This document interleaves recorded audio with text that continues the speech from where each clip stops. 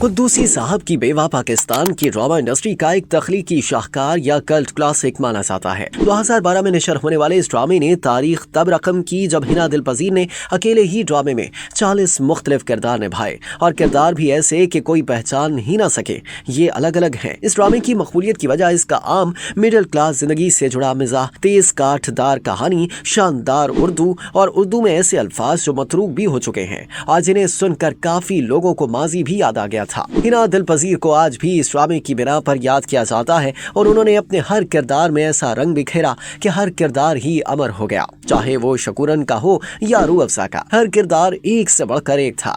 ये ड्रामा फसी बारी खान ने लिखा था और इसकी डायरेक्शन मज़हर मोइन ने दी थी। वक्त गुजरने के साथ ये ड्रामा कल्ट क्लासिक बन गया, एक ऐसा क्रिएटिव माइलस्टोन जो पाकिस्तानी मिज़ाहिया ड्रामों की तारीख में अमर हो चुका है। कुद्दूसी साहब की बेवा की कहानी एक पुराने घर में रहने वाले दो खानदानों के गिर्द घूमती है, जिसकी ऊपरी मंजिल पर मालिक मकान का कुंबा रहता है, जबकि नीचे किराए पर रहने वाला कुद्दूसी साहब का खानदान है। शकूरन कुद्दूसी एक बेवा जो अपने मरहूम शौहर कुद्दूसी साहब के बाद अपनी 3 बेटियों खजिस्ता जहां, बदरिका जहां, शगुफ्ता जहां और बेटे वदूद अहमद के साथ जिंदगी गुजार रही है। शकूरन हर वक्त परेशान रहती है कि उनके बच्चे ना तो माली तौर पर खुद मुख्तार हैं और ना ही ज़हनी तौर पर संजीदा। वो चाहती हैं कि कम से कम खजिस्ता और वदूद की शादी हो जाए ताकि बोझ कुछ कम हो, मगर सितम ज़रीफ़ी देखिए, बदरिका जो इस खानदान का वाहिद सहारा है, शादी के लिए सबसे ज्यादा बेचैन है, जबकि शकूरन इसकी शादी किसी भी कीमत पर नहीं होने देना चाहती। उन्हें ये मालूम नहीं कि बदरिका पहले ही चुपके से शादी कर चुकी है